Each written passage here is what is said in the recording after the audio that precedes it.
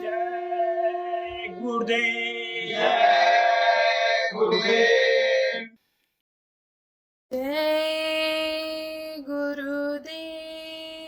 जय गुरुदेव।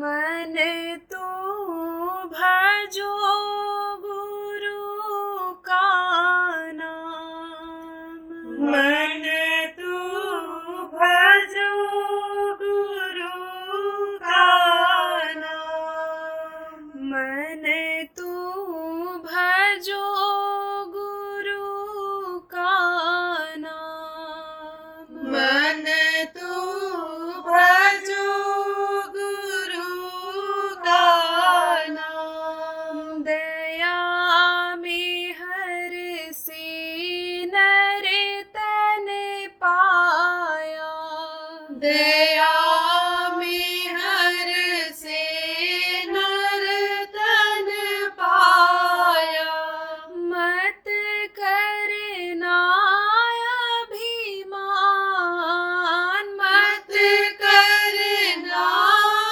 अभिमान। मन तू भजो गुरु का नाम, मन तू भजो गुरु का नाम। एक दिन खाली पड़ा रहेगा, एक दिन खाली पड़ा रहेगा, जाई बसे शमशान, जाई बसे शमशान। मन तू भजो गुरु का नाम, मन तू भजो गुरु का नाम। जो धन तुझको दिया गुरु ने, जो धन तुझको दिया गुरु ने, इससे कर कुछ काम, इससे कर कुछ काम। मन तू भजो गुरु का नाम, मन तू भजो गुरु का नाम।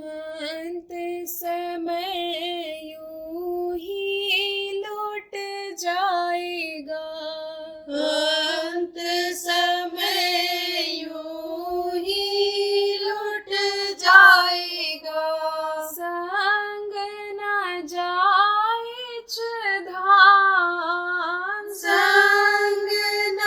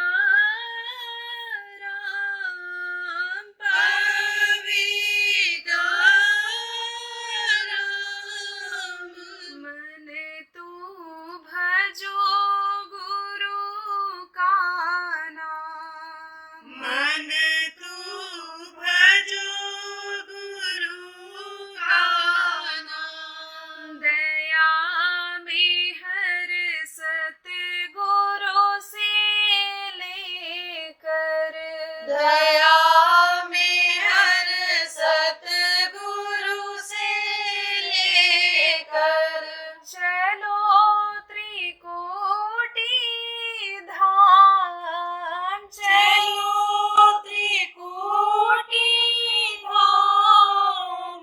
मन तू भजो गुरु का नाम, मन तू भजो गुरु का नाम।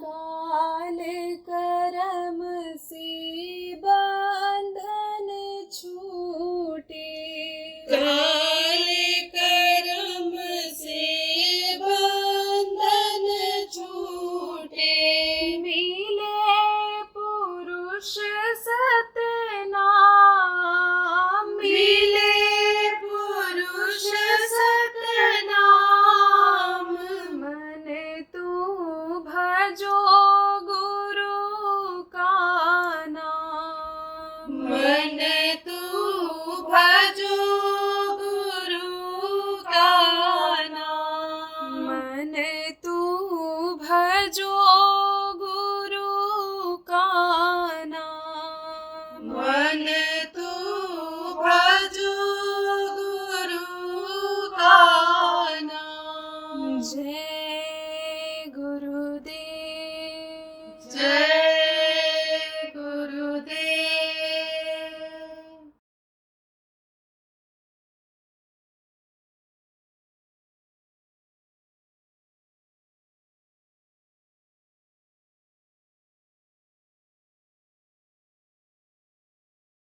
ब्रह्मा के मुंह से आवाज निकली। उस समय पर जो आत्माएं थी, यानी उन आत्माओं में जो श्रेष्ठ आत्माएं थी, उनमें से लोग एक आध को सुनाई पड़ा, वो आवाज सुनाई पड़ी ब्रह्मा की। कहते हैं ना, उसी का नाम वेदवाणी का रखा गया।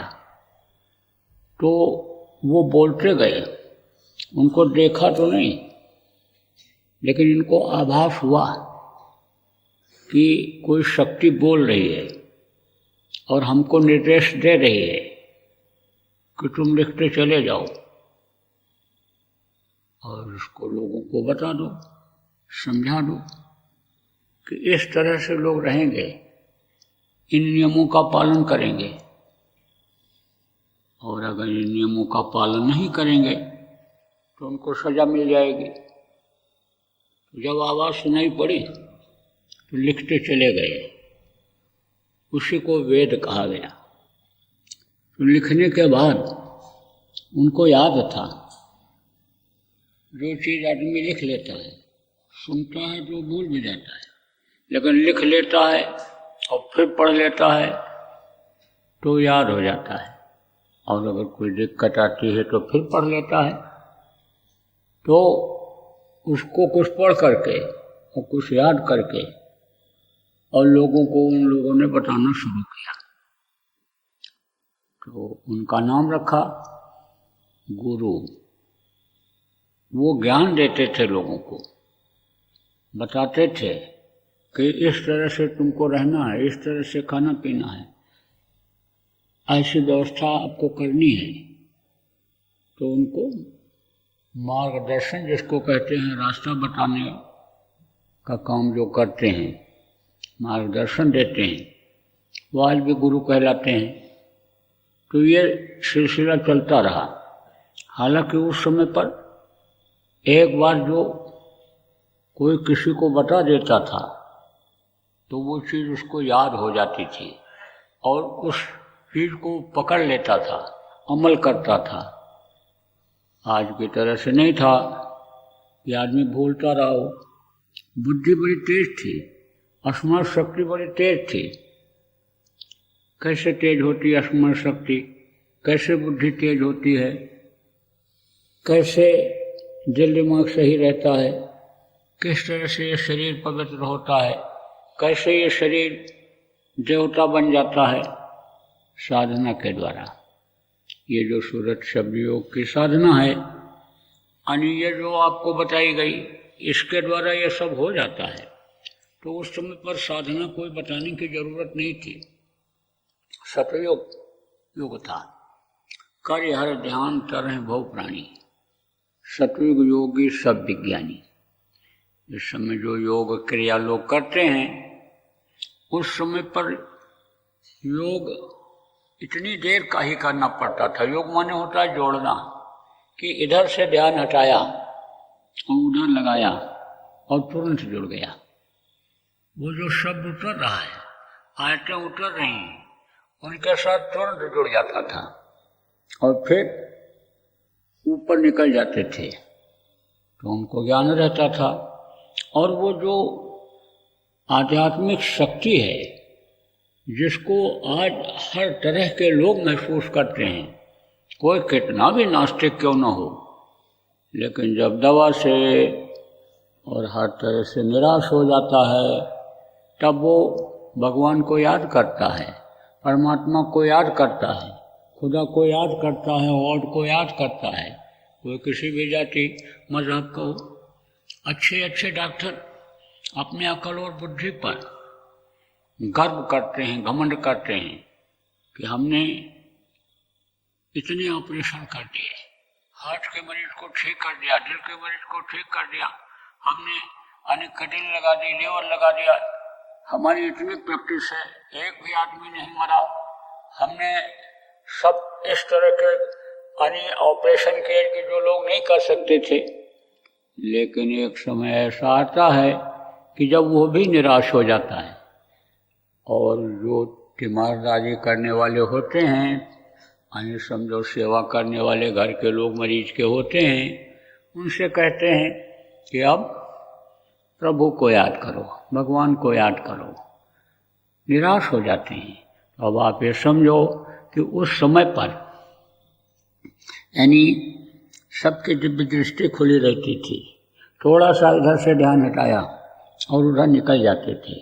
अब दिक्कत होती है क्योंकि कर्म लोगों के गंदे हो गए शरीर से, और शरीर से ही साधना होती है।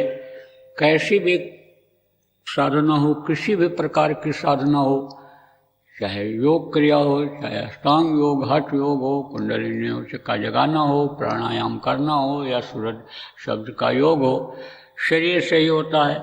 और शरीर जब ये कर्मों की वजह से गंदा हो जाता है, अंतःकरण गंदा हो जाता है, यानी जो वो छिद्र है, यानी जहाँ पर ये जीवात्मा बैठी हुई है, जब वो बंद हो जाता है तो उधर से निकल नहीं पाती है। तो आप ये समझो कि कर्म उस समय पर नहीं थे, उस समय निष्कर्म लोग थे, तो ज़्यादा कुछ बताने की ज़रूरत नहीं पड़ती थी, ज्ञानी थे लोग। क्यों? क्योंकि जो आयतें ऊपर से यानी उतरी, उन आयतों को वो वही पढ़ लेते थे, समझ जाते थे। जैसे कोई कानून यानी पढ़ाने का स्कूल हो, तो उस स्कूल में यानी जो सुनने वाले लोग होते हैं, आते जाते हैं, कम पढ़े लिखे लोग होते हैं, यानी आप समझो कि जैसे यानी समझो कि ग्रेजुएशन जिसको कहते हैं, या 12 दर्जा पढ़ करके 5 साल का कोर्स करते हैं। कानून यानी समझ लो पढ़ने के लिए लड़के जाते हैं, तो वो तो पढ़ते हैं, पूरा समझ जाते हैं। लेकिन मान लो कोई 10 दर्जा पढ़ा हुआ चपरासी है, तो बैठ जाता है वो वहाँ और सुनने लगता है, और लगातार सुनता है। ये तो 3 साल में निकल आते हैं पढ़ के, 4 साल में वो लगातार सुनता रहे तो वो भी कानून का जानकार हो जाता है। ऐसे ही जानकारी हो जाती थी लोगों को। लेकिन जब युग बदला, आपका समझो कि सतयुग खत्म हुआ, त्रेता आया, द्वापर आया, तो इसमें और भी लोगों के कर्म खराब हो गए। कर्मों का विधान जब से बना तब से लोगों के कर्म खराब हो गए। और कारण यह भी रहा कि यानी उतने शक्ति वाले, पावर वाले सबको मिले नहीं, और मिले भी तो युग के प्रभाव से, युग के असर से यानी लोगों ने सुना नहीं, और सुना भी तो अमल भी नहीं किया, क्योंकि युग का प्रभाव आ जाता है। आप ये समझो यही कलयुग जब आया, सब पंडित जी थे, कथा कहने जा रहे थे, रोका कलयुग ने, कहा महाराज कहाँ जा रहे हो? बोले कथा कहने जा रहा हूँ। तो कहा तो कुछ हमारी वाली भी बोल देना। कहा तुम कौन हो? मैं कलयुग हूँ। अरे कलयुग? तूने रास्ते में आकर के अपना रूप दिखा दिया? अरे कलयुग का तो मुंह नहीं देखना चाहिए, हट जा तू। बोला महाराज बोल देना, अब आप मेरे युग में आ गए हो, मेरा समय आ गया है, मेरा राज्य अब ये हो गया है।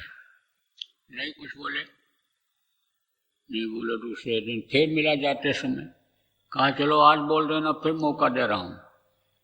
अब नहीं बोलोगे तो 1 पैसा दक्षिणा नहीं आएगा, और 2-3 दिन में 4 दिन में पब्लिक सब चली जाएगी। वो कथा कहन सुनने वाला ही कोई नहीं मिलेगा। अरे बोले तेरे जैसे बहुत मिलेंगे, कुछ नहीं होगा। गए और उस दिन भी कुछ नहीं बोले।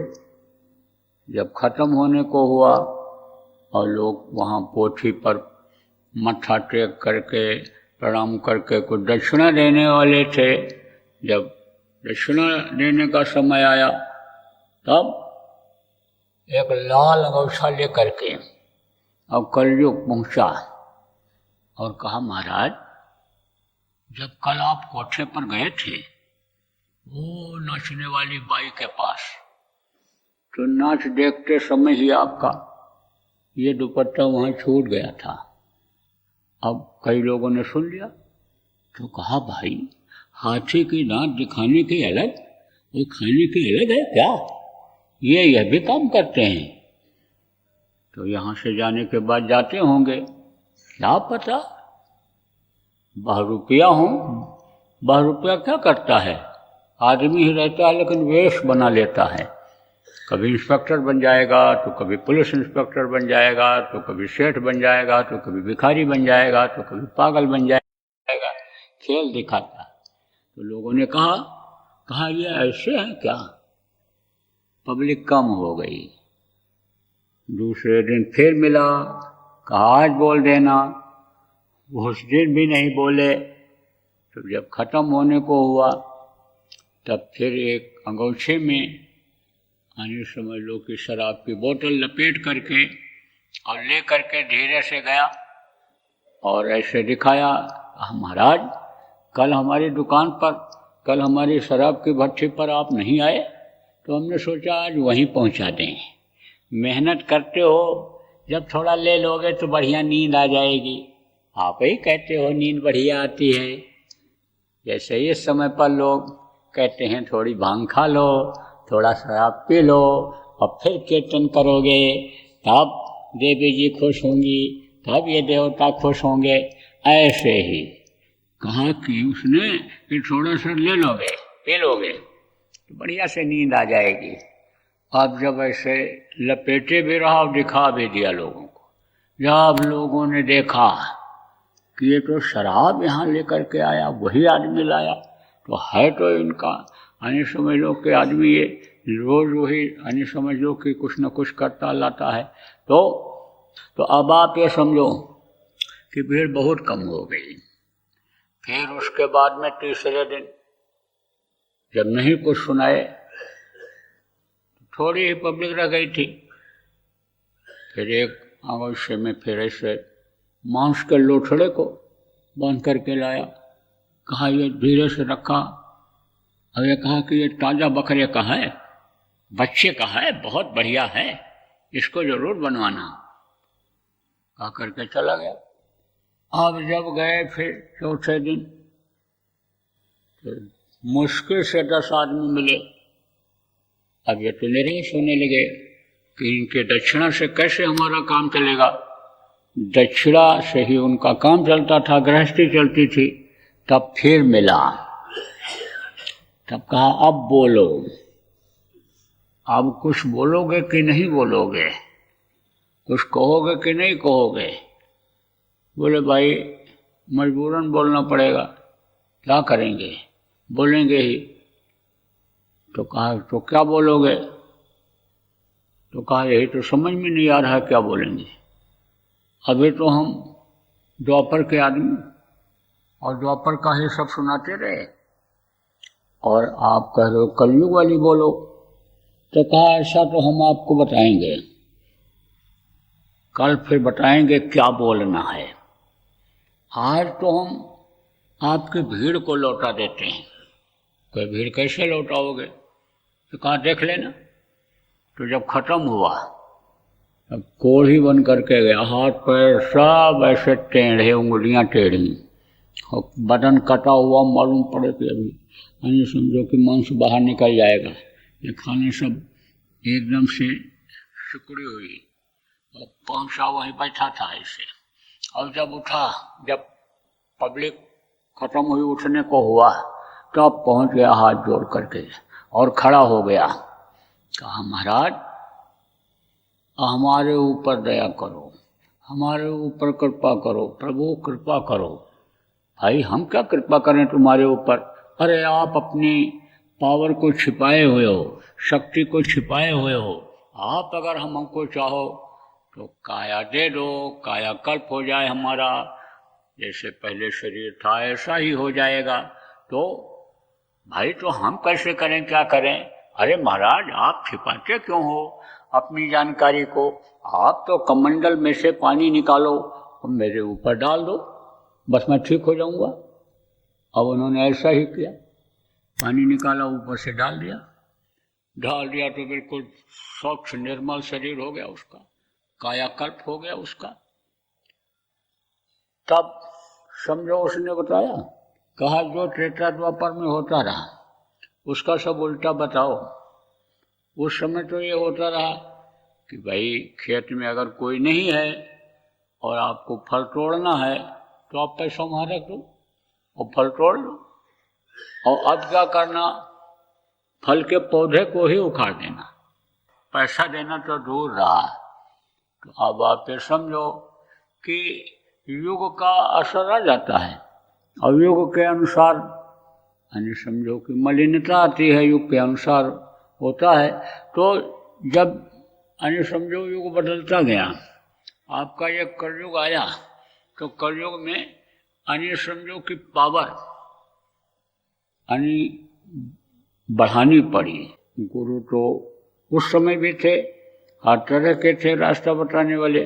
अब कलयुग में सदगुरु की जरूरत पड़ी, संत की जरूरत पड़ी। संत किसको कहते हैं?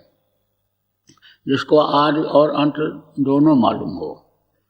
पहले संत नहीं होते थे और कुछ ही दूरी तक के जिनके साधना हो जाती थी उन्हीं को संत मान लिया जाता था, संत उन्हीं को लोग कहने लगते थे। लेकिन संत गति होती है, संत गति तो कलयुग में मिली लोगों को, जो उतारे गए आए, ऊपर से जो भेजे गए उनको संत गति मिली। तो यानी संत किसको कहते हैं? जिसको आदि और अंत दोनों का पता हो। आदि कहाँ से हुआ? यानी समझो कि अनामी धाम से हुआ। यानी समझ लो कि अनामी धाम से जीवात्माएं उतरी, धीरे धीरे फिर इधर आई। यानी समझो कि अगम लोक में, अलख लोक में, सतलोक में, और फिर इधर आपके भंवर गुफा में, और फिर 10वां द्वार पर, और फिर त्रिकुटी पर, और फिर इधर आपके सहस्रदल कमल पर, और इधर से फिर नीचे विस्तार कर दिया गया। इन्हीं लोगों के द्वारा विस्तार कर दिया गया, धर्मित लोक में आ गई। तो इसका पता जिसको लग जाता है, जिसकी पहुंच हो जाती है, वो यानी आदि का जानकार होता है और अंत भी वही होता है। आप तो कहते हो इनका अंत हो गया, तो ये शरीर का अंत यहाँ होता है। शरीर का अंत यानी समझो कहाँ होता है? शमशान घाट पर होता है।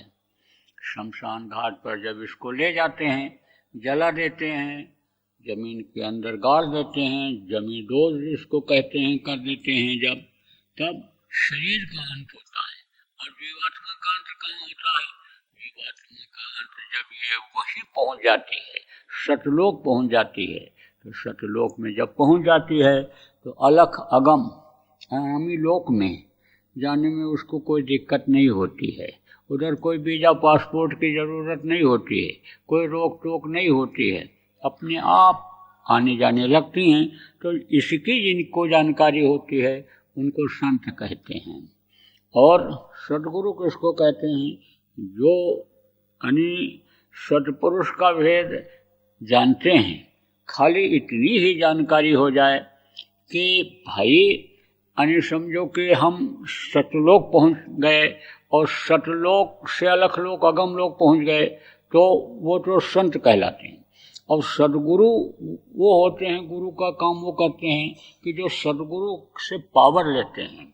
और सद्गुरु जिनको पावर देते हैं कि अब इस काम को तुम करो, जीवात्माओं के उद्धार का, कल्याण का तुम काम करो।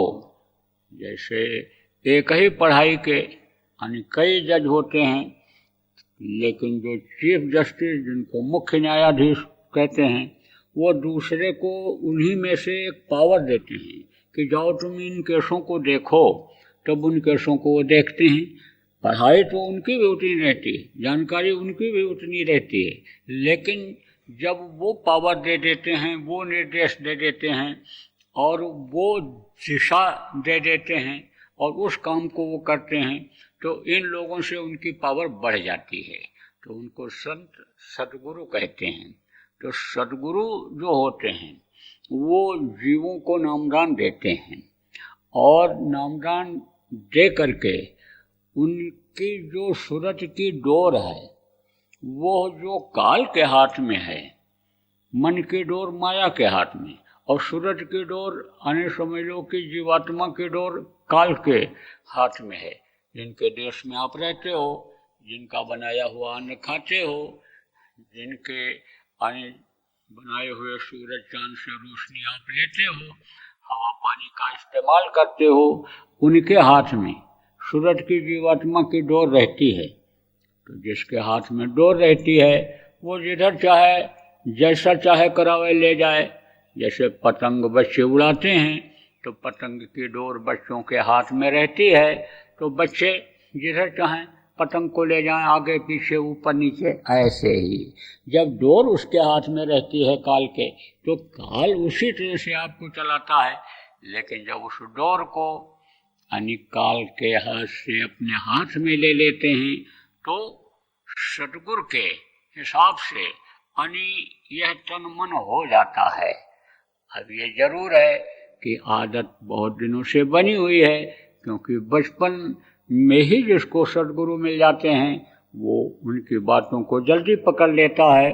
उसके खान पान चाल चलन खराब नहीं होते हैं, नहीं शरीर उतना गंदा नहीं होता है, तो उसकी तरक्की जल्दी हो जाती है। जैसे गुरु महाराज ने कहा कि बच्चों भजन करो, ध्यान करो, सुमिरन करो, और छोटे बच्चे जब भजन ध्यान सुमिरन में लग गए तो बहुत अच्छी उनकी तरक्की हो गई। यही कारण है कि पिछले महापुरुष गोस्वामी जी जैसे, नानक जी जैसे यानी कम उम्र के थे, और उनको जब नामदान मिला तो बहुत जल्दी संत गति को प्राप्त कर लिए। तो इसी तरह से यानी जब ज़्यादा उम्र के बाद मिलते हैं तो तब तक बहुत सारे कर्म यानी जमा हो जाते हैं। तो सद्गुरु यानी समझ लो नामदान देते समय कर्मों को अगर धो भी दें, अंतर में सफाई भी कर दें, तो आदत ऐसी बन जाती है जिभ्या की, नभ्या की, हाथ पैर की, कि फिर वो कर्म इकट्ठा कर लेते हैं तो उसमें दिक्कत आ जाती है। लेकिन वो इतने बलवान होते हैं, इतने ताकतवर होते हैं सद्गुरु, कि जिस जीव को पकड़ते हैं छोड़ते नहीं हैं। आप ये समझो कि अगर कोई कमज़ोर आदमी हो और कोई बछड़ा है गाय का, और उसकी डोर को वो पकड़ ले, और बछड़ा तंदुरुस्त हो तो भगेगा, उसको खींचेगा। लेकिन अगर कोई ताकतवर है तो उस बछड़े के डोर को जब पकड़ेगा, बछड़े की रस्सी को जब पकड़ेगा और बछड़ा जब खींचेगा, भगेगा, तो थोड़ा सा ढीला करेगा, आगे बढ़ेगा तो फिर ताकत लगाएगा और फिर खींचेगा, तो डोर को भी नहीं छोड़ता है, रस्सी को नहीं छोड़ता है। कितना भी दूध पीने के लिए बच्चा दौड़ता रहे, लेकिन अगर पकड़ के रखा है, मजबूत आदमी है, तो छोड़ता नहीं है। तो कहा गया कि सद्गुरु जिसको पकड़ लेते हैं, सद्गुरु जिसकी सूरज की डोर को पकड़ लेते हैं, फिर वो छोड़ते नहीं हैं।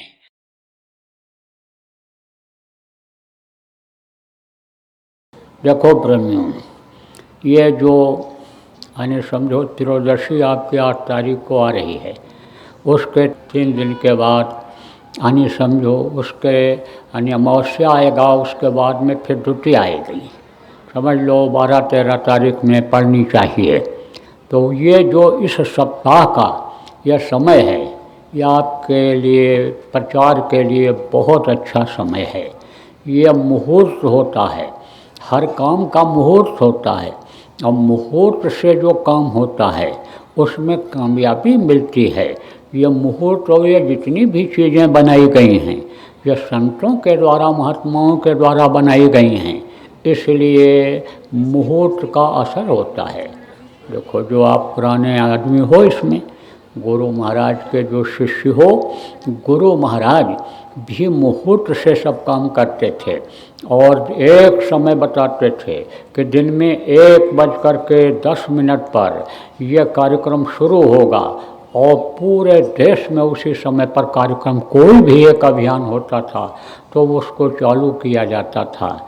इसी तरह से ये पूरे देश विदेश के लोगों के लिए ये जो ये सप्ताह आ रहा है, ये हफ्ता आ रहा है, ये महत्वपूर्ण है। इसमें आप थोड़ा मेहनत करोगे तो ज़्यादा कामयाबी मिलेगी, थोड़ा मेहनत करोगे तो आपका ज़्यादा महत्व बढ़ेगा, आपकी कीमत ज़्यादा बढ़ेगी। इसलिए आप लोग जो यहाँ पर आए हुए हो, या जो लोग भी आप कहीं भी किसी प्रदेश में सुन रहे हो या सुनो, ये खबर आपको लोग बतावें, तो आप अपनी योजना बना लो, कैसे भी करो, कैसे भी समझाओ। इस समय जिनको समझाओगे उनके समझ में जल्दी आएगा और जल्दी उनके अंदर बदलाव होगा। बदलाव लाना भी ज़रूरी है, और नहीं तो बज रहा काल का डंका, कोई बचने न पाएगा, बचेगा साध जन कोई, जो सत से लौ लगाएगा। जय गुरुदेव। सरकारी व गैर सरकारी अनुदान के लिए बिना सत्संगियों के सहयोग द्वारा जनहित के कार्यों में लगी हुई बाबा जय गुरुदेव धर्म विकास संस्था का मुख्यालय पिंगलेश्वर रेलवे स्टेशन के सामने, मक्सी रोड, उज्जैन, मध्य प्रदेश में है। यहाँ पर सत्संग व नामदान का कार्यक्रम होता रहता है। अतः आप श्रोताओं से अनुरोध है कि बाबा उमाकांत जी महाराज के आश्रम उज्जैन एक बार परिवार सहित जरूर पधारिएगा। आपके सुझाव के लिए व्हाट्सएप नंबर 9575600700। जय गुरुदेव, जय गुरुदेव।